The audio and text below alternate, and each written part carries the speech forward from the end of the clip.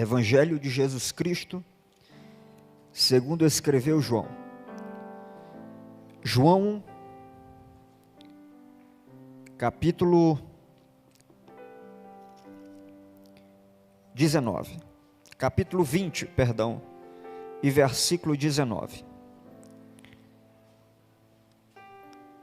João, capítulo 20, versículo 19. Aleluia. João capítulo 20, verso 19, que diz assim: Ao cair da tarde, daquele primeiro dia da semana, estando os discípulos reunidos, a portas trancadas, por medo dos judeus, Jesus entrou, pôs-se no meio deles e disse: paz seja com vocês. Tendo dito isso, mostrou-lhes as mãos e o lado. Os discípulos alegraram-se quando viram o Senhor.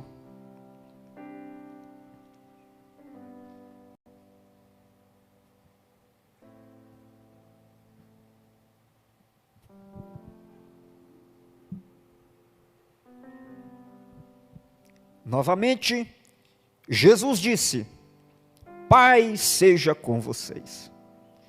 Assim como o Pai me enviou, eu vos envio. E com isso, soprou sobre eles e disse: recebam o Espírito Santo. Se perdoarem os pecados de alguém, estarão perdoados. Se não perdoarem, não estarão perdoados. Tomé, chamado Dídimo, um dos 12, não estava com os discípulos quando Jesus apareceu. Os outros discípulos lhe disseram: vimos o Senhor.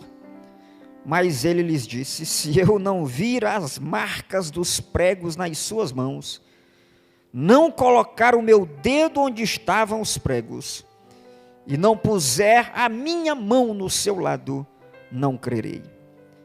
Uma semana mais tarde, os seus discípulos estavam outra vez ali, e Tomé com eles. Apesar de estarem trancadas as portas, Jesus entrou, pôs-se no meio deles e disse: paz seja convosco. E Jesus disse a Tomé: coloque o seu dedo aqui, veja as minhas mãos, estenda a mão e coloque-a no meu lado. Pare de duvidar e creia. Disse-lhe Tomé: Senhor meu e Deus meu.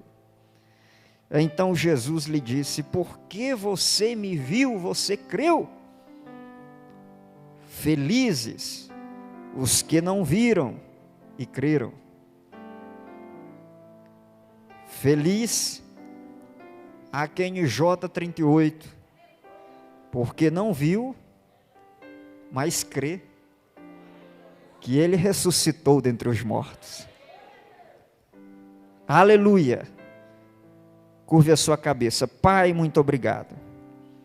Mais uma vez nos colocamos em tua presença. Fala conosco. Que essa mensagem nos dê ânimo. Que essa mensagem nos dê esperança. Que essa mensagem nos faça andar. Que essa mensagem nos coloque de pé.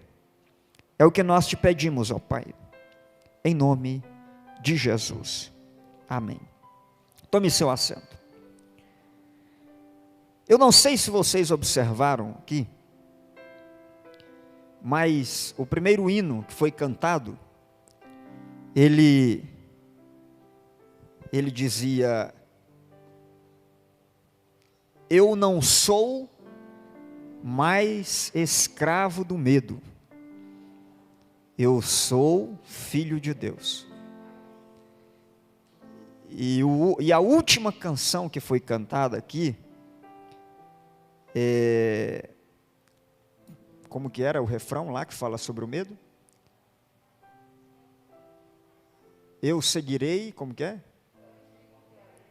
Só em ti confiarei, eu nada temerei. Adiante, para frente, eu vou seguir, eu seguirei. E hoje, como domingo de Páscoa, eu pedi ao Senhor que me trouxesse uma palavra ao coração, uma mensagem. E o Senhor me trouxe esse texto, que ainda que a gente não tenha combinado os hinos, mas se encaixou exatamente na mensagem que nós vamos ministrar. O capítulo 20 do Evangelho de João apresenta uma série de relatos das aparições de Jesus. O versículo 19, em especial, apresenta uma aparição. Aliás, o capítulo 20 já começa falando da ressurreição. Aí, a partir do verso 10, nós temos a primeira aparição de Jesus, que é a uma mulher. Depois, nós temos a aparição de Jesus aos discípulos, com exceção de Tomé, que não está entre eles.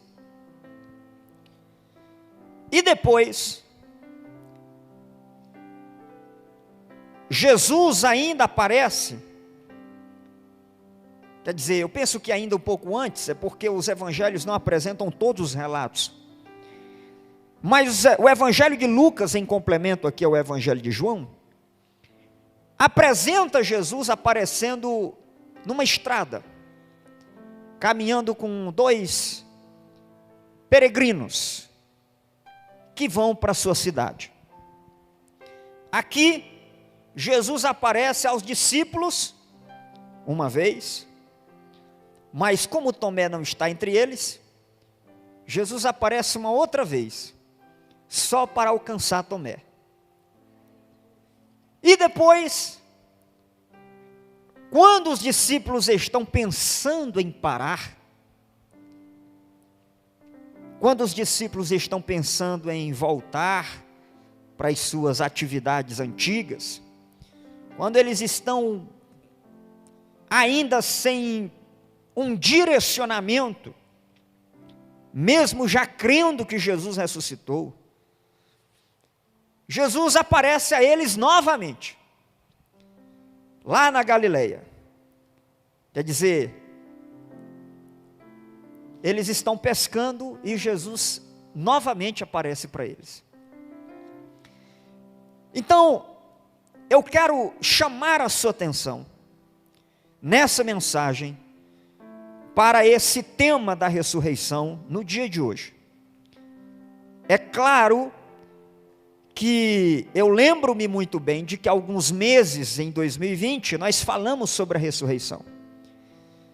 Mas o meu coração e o seu coração hoje não está exatamente como estava no ano passado. Cada dia é um dia. E o Espírito Santo faz essa mensagem se renovar. O esboço é outro, a reflexão é outra, os textos são outros. Ainda que em algum momento a gente possa se lembrar de alguma coisa. Mas eu gostaria de dizer, para nós começarmos, que a ressurreição é o epicentro da fé cristã.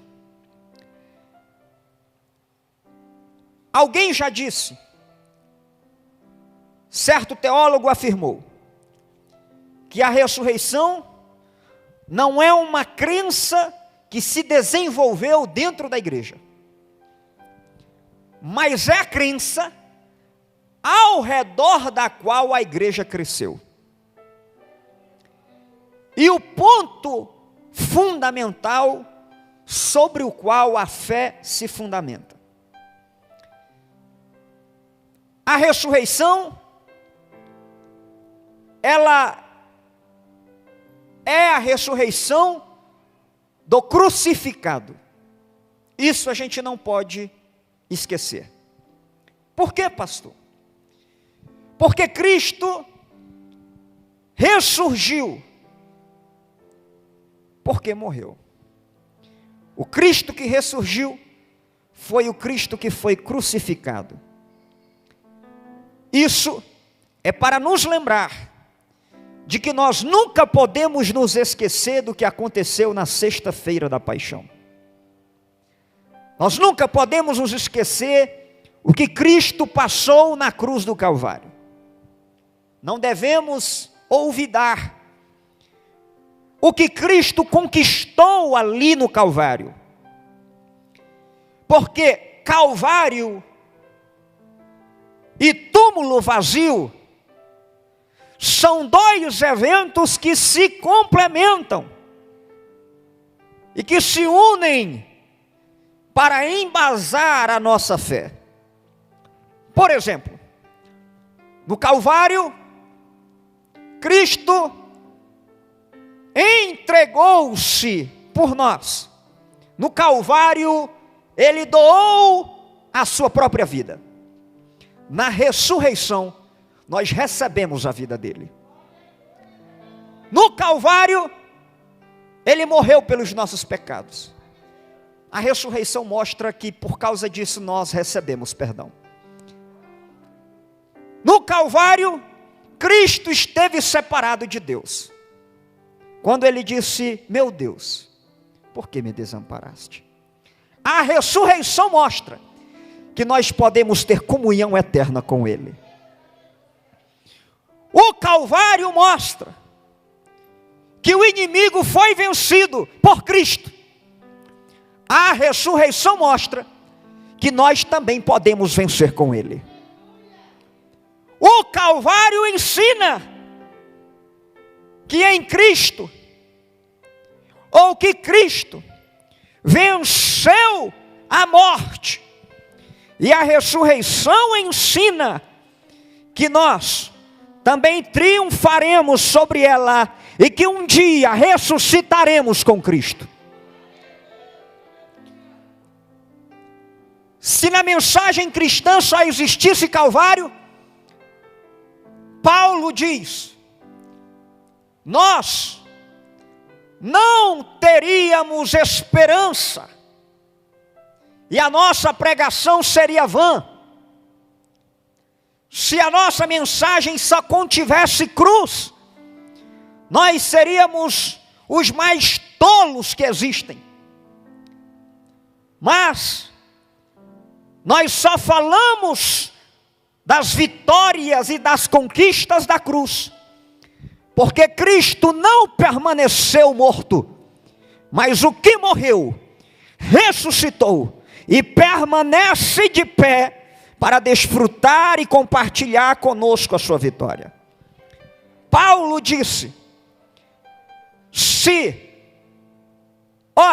se prega que Cristo ressuscitou dentre os mortos, como dizem alguns dentre vós que não há ressurreição dos mortos, e se não há ressurreição de mortos, também Cristo não ressuscitou. Agora, se Cristo não ressuscitou, logo é vã a nossa pregação e é vã também a vossa fé. Portanto, embora toda a conquista tenha sido realizada na cruz, eu vou repetir, na cruz, Jesus disse uma frase que em grego se pronuncia tetelestai. Na sexta-feira, quando Jesus disse isso, Ele estava dizendo: está consumado. Pois bem, eu quero repetir. Na sexta, tudo foi conquistado. Na sexta, a vitória foi ganha. Na sexta, a vitória foi alcançada. Os pecados pecados foram expiados, Deus foi propiciado. Na sexta, tudo foi consumado. Mas sabe por que você sabe hoje do que aconteceu na sexta? Porque no domingo, Deus resolveu anunciar para o mundo, para a história, para tudo, para todos, que aquilo que aconteceu na sexta não foi um martírio, mas foi a redenção e a expiação de Jesus, ou melhor, dos seres humanos em Jesus. Tudo foi conquistado na sexta, mas todo o anúncio começou no domingo. Na sexta temos a essência da fé, mas no domingo nós temos a essência da esperança.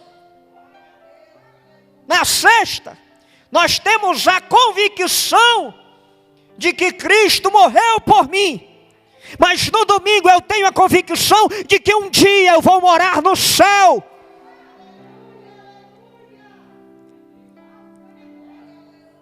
E Cristo foi mais uma vez na cruz do Calvário, mostrou a sua opção pelo caminho mais difícil. Deus não escolhe os caminhos fáceis. Deus não escolhe atalhos. Deus escolhe os caminhos às vezes mais duros. É só você se lembrar do deserto. E de repente você vai ouvir o diabo dizendo assim: para que cruz? Eu vou te dar tudo isso.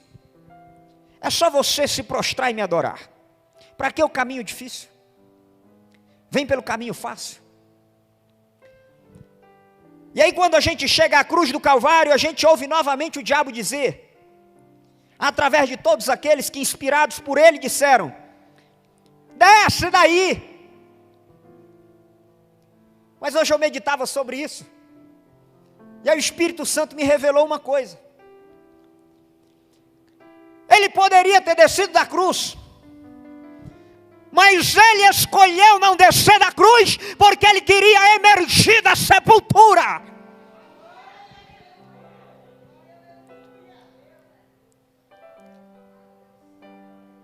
E aí quando se fala da ressurreição, os críticos, aqueles que se dizem ateus, mas que na hora que falta-lhe o ar,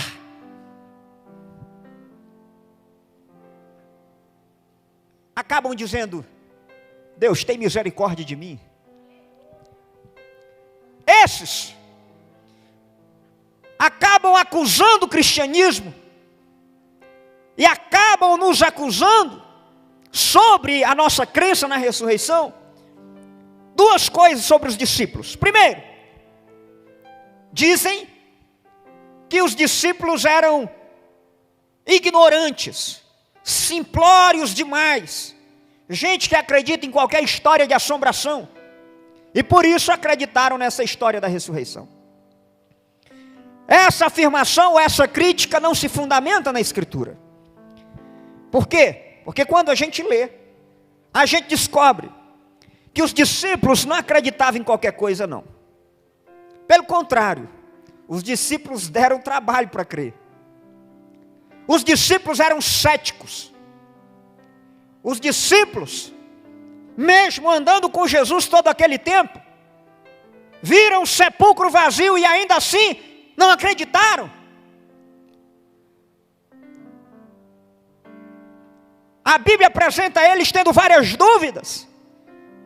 Aí, às vezes a gente, por exemplo,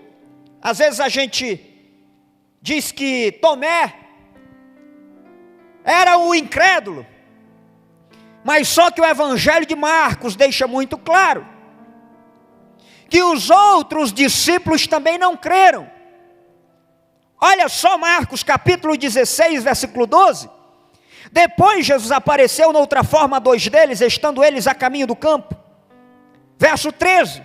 Eles voltaram e relataram isso aos outros, mas nestes eles também não creram.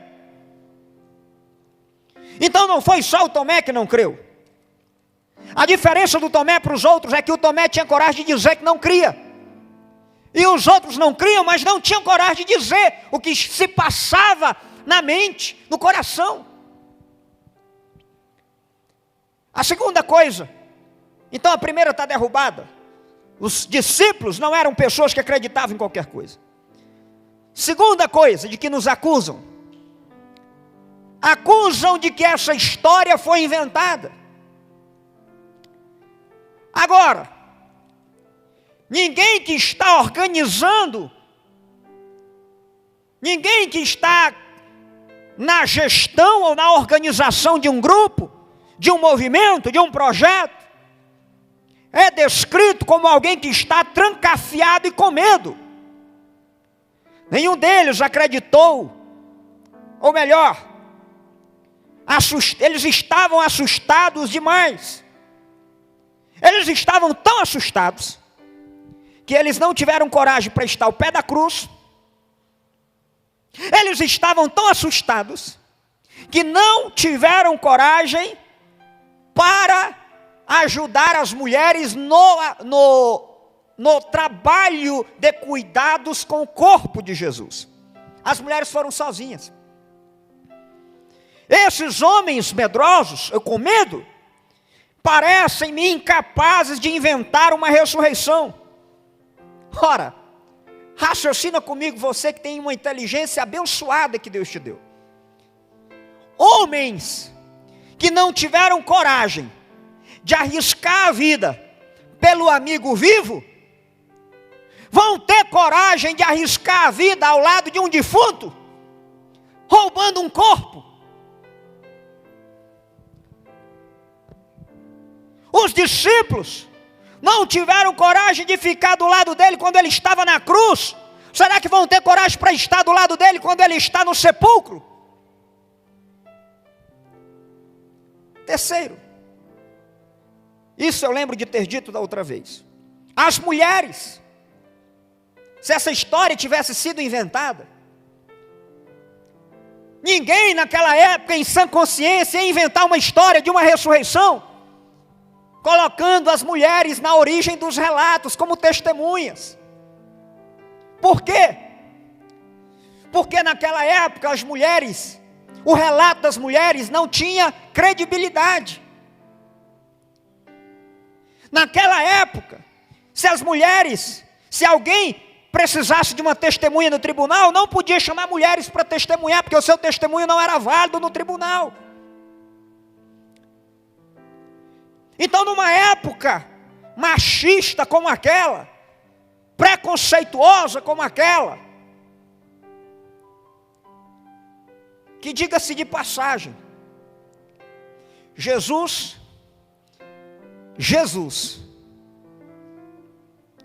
o nosso mestre, ele teve coragem de agir completamente contrário a todo aquele sistema machista. Por exemplo, nenhum mestre daquela época podia ser visto andando com mulheres. No movimento de Jesus tinha mulheres, tinha discípulas. Então, Jesus quebrou todos os protocolos. Naquela época, nenhum mestre tinha coragem de ser visto conversando sozinho com a mulher em praça pública. Jesus teve peito para encontrar-se sozinho, conversando evangelisticamente com a mulher samaritana, num lugar deserto. Se tornou uma das maiores missionárias daquele lugar. Mas fechando parênteses, se naquela época as mulheres não tinham credibilidade para testemunhar um fato, então alguém que fosse inventar uma história jamais iria colocar no começo dela aquelas pessoas que não tinham credibilidade. E que isso eu lembro, não sei com quais palavras eu disse, mas eu lembro de ter feito essa reflexão da outra vez. Que é curioso observar que Deus faz exatamente o contrário. Para mostrar através da loucura da pregação que Ele não precisa de artifícios humanos para realizar aquilo que Ele quer realizar. Como as mulheres foram as últimas a ficar até o pé da cruz, até o último suspiro da sua morte, elas foram privilegiadas em serem as primeiras a verem o Cristo ressurreto. Agora, a outra questão é que se você ler os evangelhos, você vai perceber que tem um monte de detalhes que são diferentes uns dos outros. Isso mostra que se essas histórias tivessem sido arranjadas, não haveria tantos detalhes diferentes. Aí o que eu acho mais hilário é que hoje eu relembrava, lendo o Evangelho de Mateus, que os 2 soldados que guardavam a sepultura, diz o Evangelho de Mateus, que eles foram testemunhas.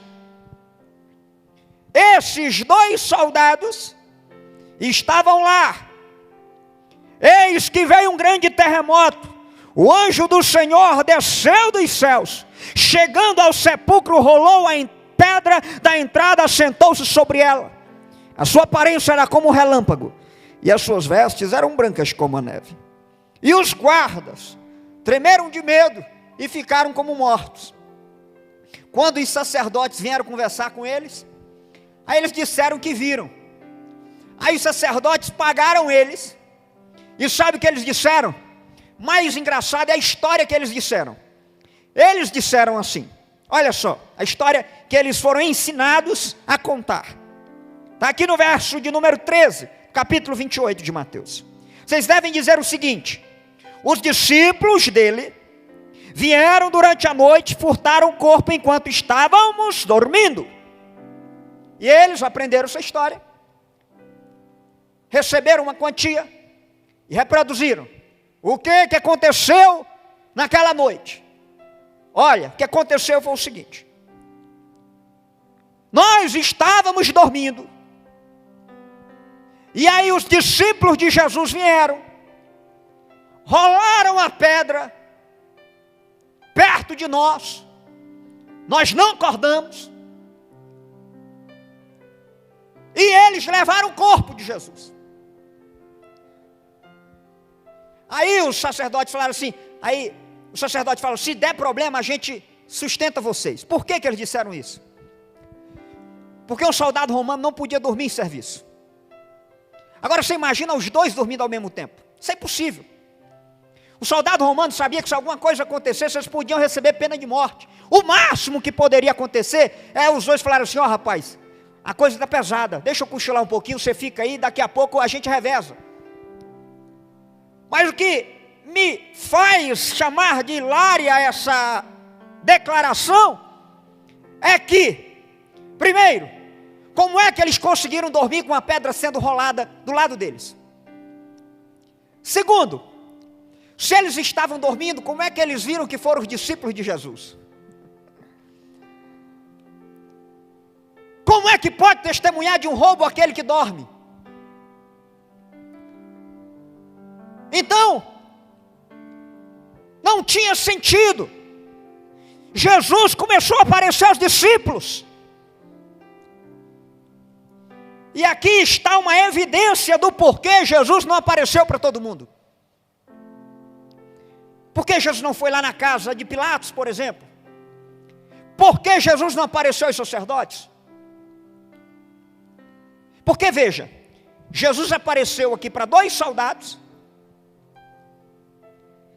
e os que não creram, resolveram contar uma mentira para si mesmos, para continuar não crendo.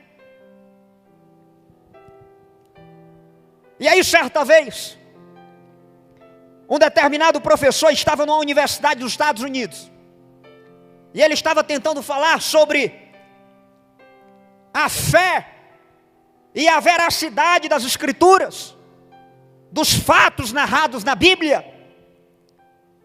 E aí de repente um aluno se levantou e falou assim, professor, com todo respeito, eu não acredito na Bíblia. E aí aquele professor perguntou, por que você não acredita na Bíblia? Ele falou, porque eu vejo que há muitos detalhes que não batem. Eu poderia citar algumas questões históricas aqui que não conferem. E aquele professor disse: tudo bem, eu respeito você. Mas diga-me uma coisa. Se eu conseguir provar para você que esses detalhes que você diz que são incoerentes na Bíblia, não são incoerentes, se eu conseguir provar isso para você, e você se der por convencido, você confessa que crê em Jesus?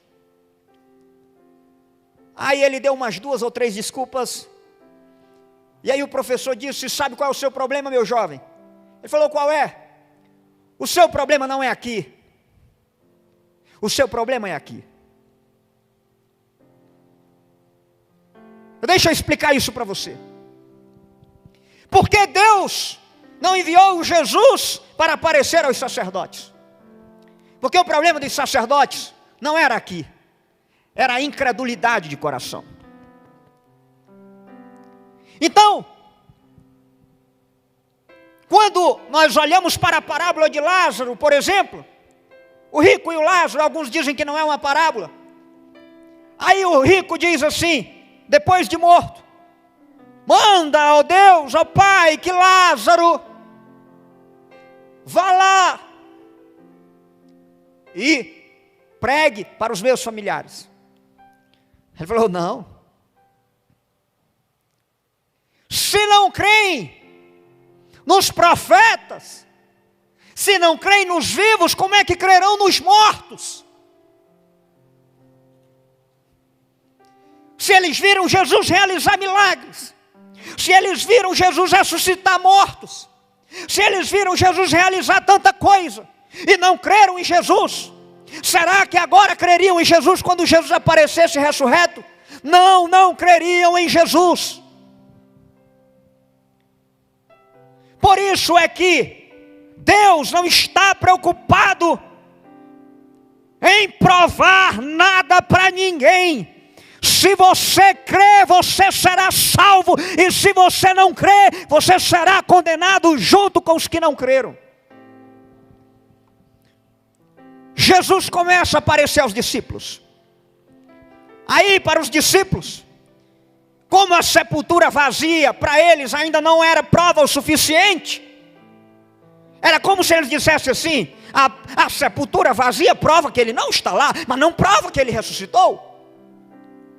Então, por causa disso, Jesus, para aqueles que já criam nele, começa a aparecer a eles, aparece às mulheres, aparece aos homens. Mas o que me chama a atenção é a forma como essas aparições aconteceram. Jesus não colocou jogos de luzes, ele não colocou nuvem no céu como poderia ter acontecido lá na época do Sinai. Ele não ligou sobre si as luzes dos holofotes para chamar a atenção sobre ele e dizer: ei, eu vou aparecer daqui a 10 minutos, contemplem-me. Não. Primeira característica das aparições de Jesus: não aparecem com anjos nem com estrondos celestiais. Lembra como é que foi o nascimento de Jesus? Foi simples. Lembra como é que foi a vida de Jesus? Foi simples. Lembra como é que foi a morte de Jesus? Foi simples. Lembra como é que foi, ou como é que seria, se a gente volta um pouco no tempo e tenta se imaginar lá, as aparições de Jesus aos seus discípulos? Foram aparições simples, num jantar particular, numa estrada de Emaús. Há uma mulher chorando no jardim, há alguns pescadores trabalhando no lago. Pastor, eu não entendi, então eu vou aplicar isso para você agora. O texto que nós lemos hoje, o texto de João, traz uma mensagem riquíssima para você, para mim e para esse momento que a gente vive. Veja que a Bíblia diz que ao cair da tarde, naquele primeiro dia da semana, era um dia como hoje, estando os discípulos trancados, com as portas trancadas. Põe na tela aí João 19, 20. Agora, por que eles estavam com as portas trancadas? Por quê? Por causa do medo. Veja se não parece com o momento que a gente vive hoje. Muita gente com as portas trancadas. Tudo isso por causa do medo. Pastor, você está dizendo que não é para trancar as portas? Não, eu não estou dizendo isso. Eu jamais iria contra aquilo que a ciência já provou. Eu não estou aqui para ser ignorante e ir contra o que a ciência já provou. O que a ciência provou, ela provou. Pronto. Se a medicina disser, e já provou, que se eu tocar no vírus e pôr a mão no nariz eu vou ficar infectado, por que eu vou ser burro para dizer assim, isso não é verdade? Eu não vou usar o senso comum para ir contra o que a ciência já provou. Fazer isso é burrice. Quem faz isso está sendo ignorante. Agora, eu não estou aqui para falar como porta-voz da ciência. Eu estou aqui para falar como porta-voz de Jesus para você hoje. Que assim como os discípulos estavam trancados por causa do medo, aconteceu uma coisa, de uma maneira simples. Jesus não arrombou a porta. Jesus não destelhou a casa. Jesus não cavou um buraco e entrou por baixo. Mas Jesus apareceu lá dentro. E aí, Jesus entrou. Pôs-se no meio deles. E disse: paz seja convosco. O que significa essa mensagem? O que significa essa mensagem num período de pandemia? Quando a gente fica preocupado, quando a gente chora, quando a gente se entristece, quando a gente fica apavorado, quando a gente começa a se preocupar com alguém da nossa família ou com um amigo, aí Jesus entra na nossa casa e diz: paz seja convosco. A palavra hebraica paz, que é shalom, é uma palavra muito rica, e que a tradução paz, ela empobrece o significado da palavra. Na verdade, os judeus têm o hábito de perguntar: como é que vai a tua shalom? Na verdade, a frase em hebraico é literalmente traduzido. Aí quando a gente pergunta em português, como é que você está? Como é que você vai? Em hebraico, os judeus dizem assim: como é que vai a tua shalom? Quando o judeu pergunta como é que vai a tua shalom, os judeus não estão perguntando assim, como é que vai a tua paz somente. Não, não é isso. Os judeus estão querendo saber tudo. Porque a palavra shalom, ela indica muito mais coisa do que só essa coisa como a gente entende como paz sendo ausência de guerra. Então quando ele diz como é que vai a tua shalom, eles estão dizendo assim: como é que você está? Como é que vai a tua casa? Como é que está a tua família? Como é que está o teu coração? Como é que está o teu estado de espírito? Como é que está o teu trabalho? Como é que está o teu filho? Como é que está a tua gravidez? Como é que está a tua mente? Como é que está a tua força? Como é que está a tua alegria? Como é que está os teus pensamentos? Como é que estão os teus pensamentos? Então, quando Jesus diz: paz seja convosco, Jesus está dando uma mensagem muito linda para eles. E a mensagem de Jesus vai no seguinte sentido: porque eu estou aqui, vocês podem ter paz. Porque eu estou aqui, vocês podem cantar: eu não sou mais escravo do medo. Porque eu estou aqui, vocês podem ficar em paz. Porque eu ressuscitei e estou aqui, vocês podem ter certeza de que a sexta-feira não é um ponto final na história. Porque eu estou aqui, vocês podem ter certeza de que a morte não é um ponto final em nada. Porque eu estou aqui, vocês podem ter certeza de que haverá um amanhã.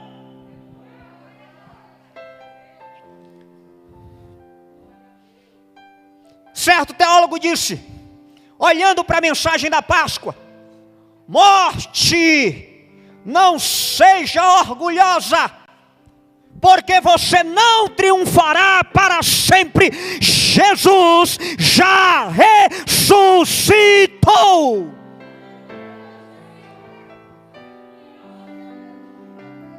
A mensagem como essa vem no momento de pandemia. Deus permite um momento como esse, mas é claro que Deus não está satisfeito com tantas mortes e com tanto sofrimento. O amor divino vai encontrar um jeito de vencer. E por causa da Páscoa, por causa da ressurreição de Jesus, eu posso esperar que as lágrimas serão enxugadas, que os golpes que recebemos, que a dor emocional, que o sofrimento por causa dos amigos, tudo isso um dia vai acabar. Tudo isso se transforma em lembranças. Chama a minha atenção que ao ressurgir, Cristo poderia optar, escolher não ter as marcas nas mãos. Já pensou sobre isso? Que Cristo poderia escolher não ter cicatrizes nas mãos. Mas ele apareceu. E aí um dos discípulos, quando Jesus mostrou a mão, quer dizer antes disso, na verdade, porque Jesus veio uma semana antes, mostrou para todo mundo. E a primeira coisa que Jesus mostrou foram as mãos, para dizer que o Cristo que ressuscitou foi o Cristo que morreu por mim e por você. Jesus mostrou as marcas nas mãos, para nos ensinar que aquela morte não foi em vão. Jesus mostrou as marcas na cruz, para dizer para você e para mim, que o sofrimento não perdura eternamente. Um dia a dor cicatriza. E depois que ela cicatriza, ela não dói mais. Você olha para ela e pode rir dela. Ao mesmo tempo que você... Pastor, você está dizendo que eu vou rir no sentido de zombar? Não, não é isso. Nós estamos falando de zombaria. Nós estamos falando de esperança. Onde é que está isso no texto? O senhor está inventando? Não estou. João capítulo 20 e versículo 20. Põe aí na tela. Tendo dito isso, mostrou as mãos. Mostrou as mãos. E levantou. E mostrou o lado. Aí,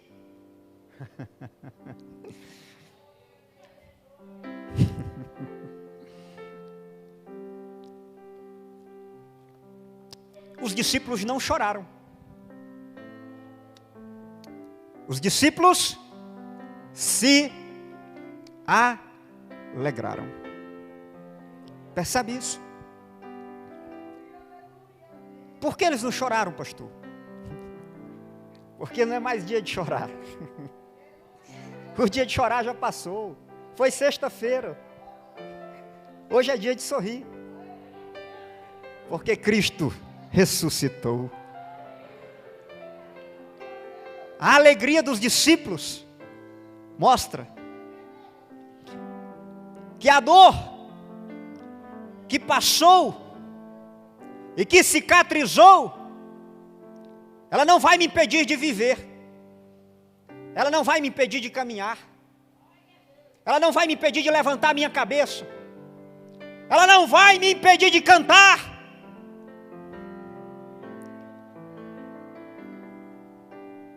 Que eu não sou mais escravo do medo.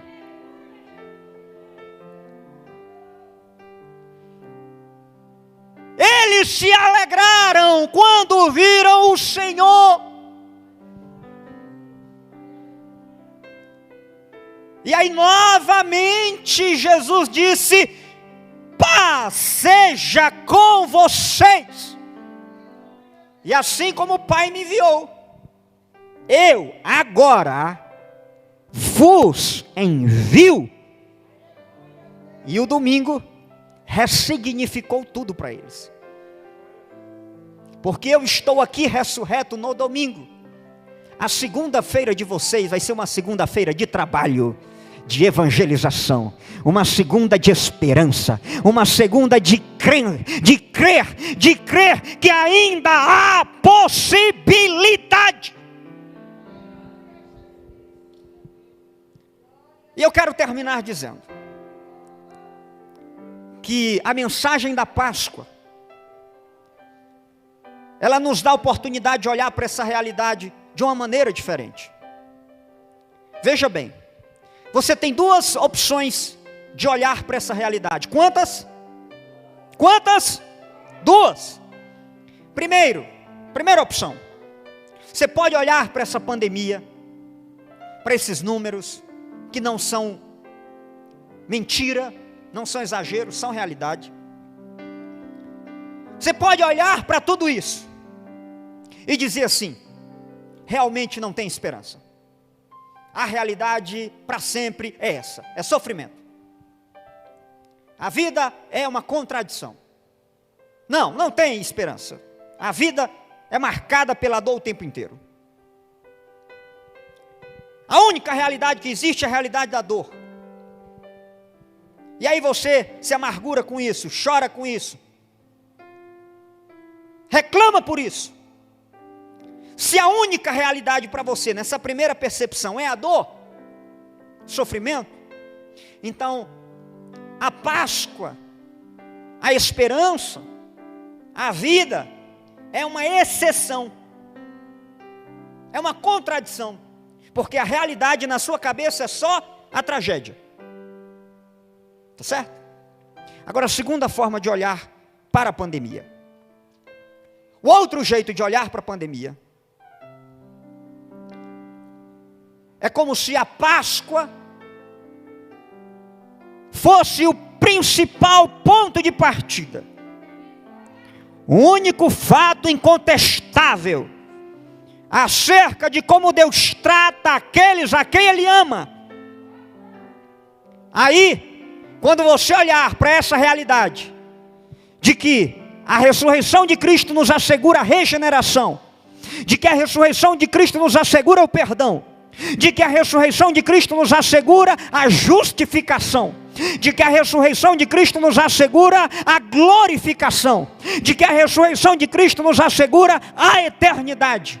Aí você vai entender essa mensagem de esperança como realidade. E agora a tristeza, a pandemia, é que passa a ser a contradição e a exceção, porque o principal e a realidade máxima na sua vida é a mensagem da vida, e a Páscoa é uma pré-estreia dessa realidade de esperança que começa aqui, mas que se consuma na glória. Pastor, mas como assim? Ter esperança se nada mudou? Nós estamos no pior momento da crise. Pois é. Só que os discípulos, quando estavam sentados no domingo, parecia que nada havia mudado. Roma ainda ocupava a Palestina.